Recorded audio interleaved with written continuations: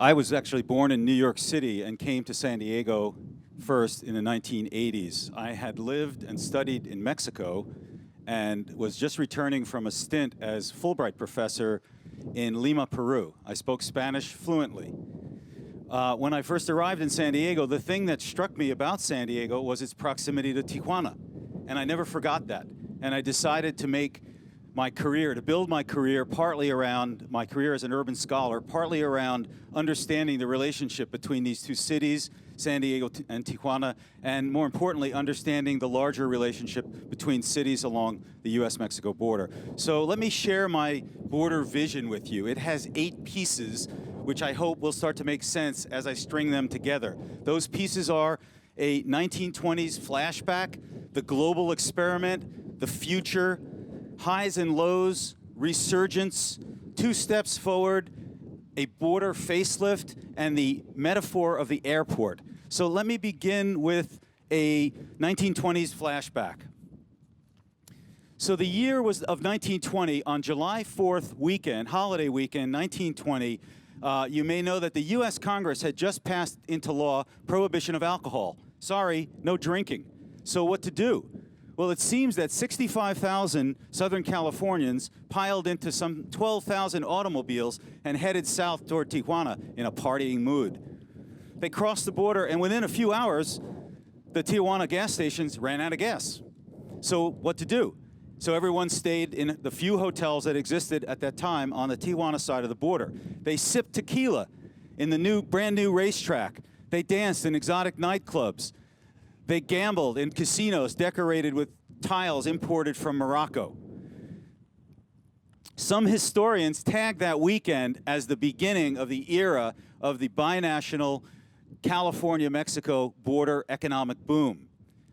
Ironically, at the very beginning of that century, only 20 years earlier, the population of this border was just a few thousand people. It was virtually invisible. One writer called it the land of sun, silence, and adobe. Yet by the end of the century, there were 5 million people living on this border. And where are we today? We're standing on the epicenter of one of the great global experiments on this planet. San Diego, Tijuana, 6 million inhabitants, one of the largest cross-cultural transfrontier metropolises on the planet. The truth is, we don't even have a vocabulary to describe what we are. Borderopolis? Cali Megazone, Cali Baja Megazone. What do we call ourselves? Now, I've been using the term Transfrontier Metropolis, and I hope to talk about what that means in the rest of my chat here. Now, you would think with 100 billion people crossing over this line every year, and with an estimated market size of several $100 billion a year, that our national leaders would embrace this region as a model of the future. Yet there are people today talking about building a bigger wall that would separate us further.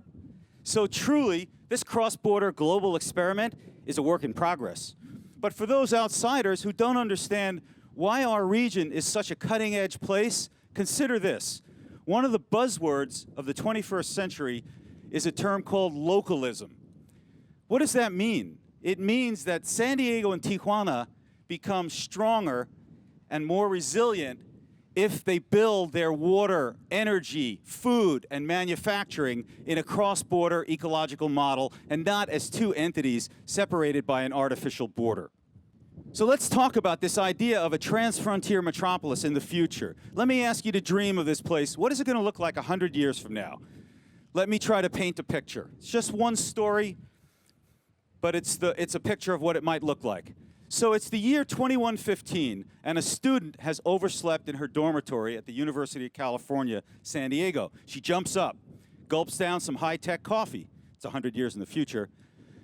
Rushes out to catch her commute on the local bus rapid transit line, which takes her all the way to Mexico. 30 minutes later, her transit car crosses the border, and 5 minutes after that, it arrives at its destination, an arts college in Tijuana, where she's taking a required class for an urban design degree, jointly managed by her US and this Mexican campus. A few minutes later, her colleagues arrive for class on the same transit line from across town in San Diego State University. While these students were traveling south to Tijuana to go to their college class, Many Tijuana workers are riding the same high-tech transit system and its variously digitally connected jitney services to jobs in schools, offices, factories, and green energy construction sites on the San Diego side of the border. For example, a husband and wife, travel from downtown Tijuana, take the trolley into downtown San Diego, where they both work. One as an attorney, the other as a curator at the Museum of Contemporary Art. Later that night, in an inland San Diego suburb, a couple, husband and wife, hop on a fast bus rapid transit line to go south to a museum opening at the cultural center of Tijuana, Secut, a globe-shaped modernist building, one of the most beautiful arts complexes on the Mexican side of the border.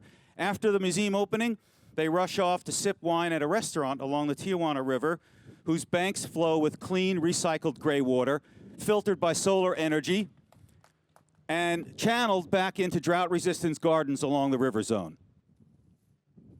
So these vignettes speak to what I believe will be a future model of urban living. Giant mega-urban regions where an array of daily activities, things we do every day, like shopping, commuting to work, entertainment, family visits, social visits, will take place across frontiers.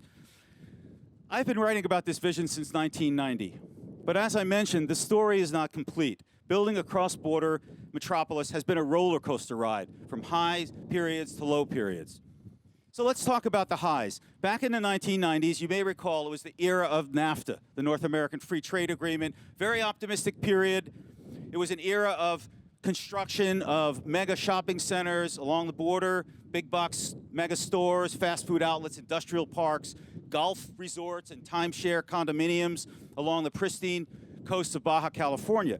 For a brief moment in the 1990s, people were talking about Tijuana as the next Hong Kong. Mexican, US, Korean, Japanese, German, and other investors were arriving here with portfolios to build all sorts of projects: rail lines, water, energy, bridges, trolleys, high-tech border crossings, new airports, a megaport in Ensenada. But then came September 11th, 2001, 9/11. And that wave of excitement, the momentum of that period, literally was stopped in its tracks. The NAFTA project was put on hold, and we entered a new period, a new era of frontier security. Some borderland scholars refer to this as rebordering, the return of 19th century walls, as opposed to debordering, the removal of those walls and free exchanges across borders. Now, it seems to be the nature of borders to oscillate between these extremes of debordering and rebordering, debordering and rebordering. We're very cyclical. We've been very cyclical historically. And we've certainly experienced that here in this California-Mexico border region. We went from the 1990s, the optimism of NAFTA, to the post-9/11 period of what I call the period of shattered dreams, and finally to the global recession of 2008. During that period, Americans simply stopped coming to Tijuana. We saw that. Revolution Avenue, that great boulevard of curio shops and tourists and second-floor discos packed with the young and the restless, it became a ghost town. But this border isn't going away. It has its own life, and it has its own reality. And in the last 5 years, we've experienced that resurgence, what I call resurgence. The borders region here is finding its mojo again. Markets are springing back to life. The assembly industry is alive and well. Long lines of trucks crossing at Otay Mesa speak to the billions in the U.S.-Mexico trade sector. Meanwhile, in downtown Tijuana, there's a visceral burst of energy in the air. I can feel it right behind me. Music and art in the sunken pasajes, street fairs, galleries, restaurants, theaters, open-air rooftop celebrations, artists and young entrepreneurs taking back the city.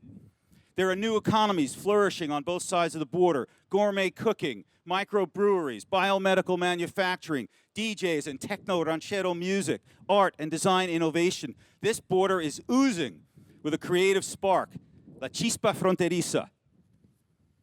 So how do we build on this momentum? What can we do? Well, there's 2 steps forward that we must take. First, we need to get past old stereotypes and misunderstandings that continue to plague our understandings and perceptions of our urban cultures.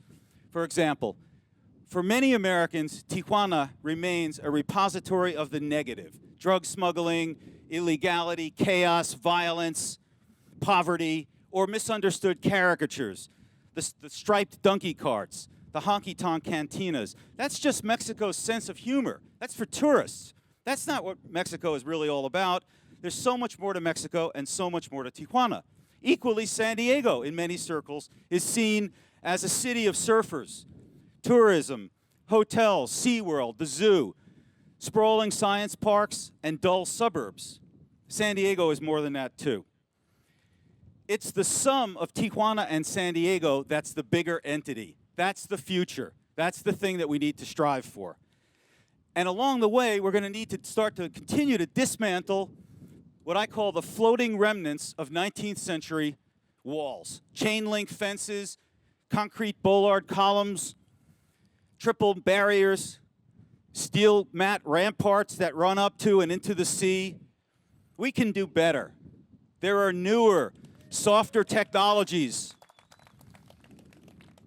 There are newer, softer technologies that can guard this border without the ugliness and environmental destruction of those hulking barriers. And drawing directly from my own work as a professor and writer concerned with the design of spaces, let me say that we need to rethink and reinvent the architecture and the landscape of the border zone itself. If you've walked across the border lately, you'll know this. If ever a conduit between two thriving cities needed a complete facelift, that international border crossing zone is it. It is not a pleasant, compelling space for pedestrians today. The concrete bunker-like buildings, the strange dark tunnels. The task of protecting this border is a challenging one, and it's important, and we need to have that.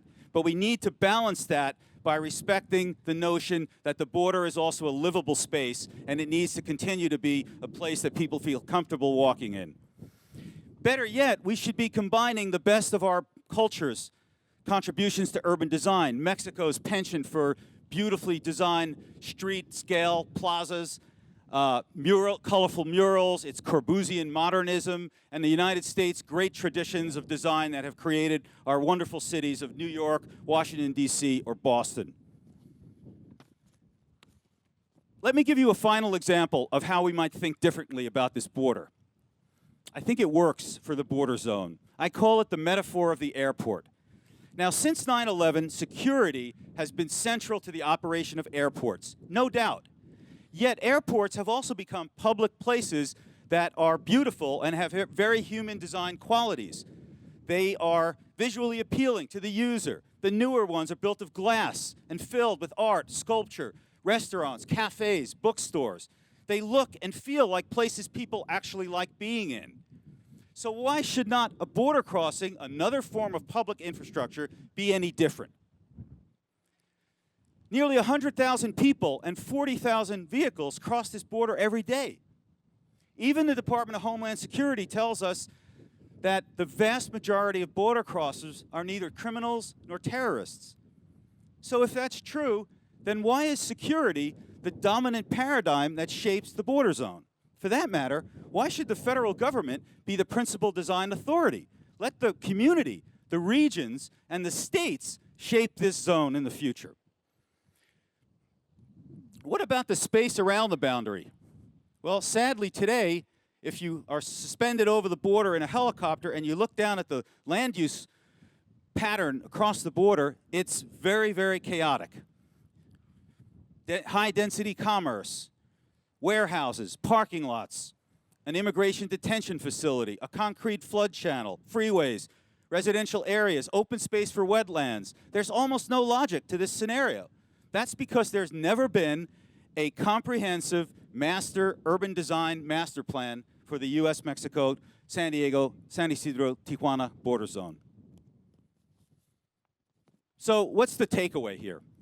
Simply this. Tijuana and San Diego become instantly greater, more robust, and more alive by embracing their shared fortune, that they are part of a giant, interconnected, cross-cultural, transfrontier metropolis. Yes, we're also different. And yes, we should celebrate our differences. And yes, we also need to redistribute our resources to overcome inequality. But all of this works better when we are partners in our daily shared space. Let's continue to build toward a living, breathing, cross-border urban future. Thank you.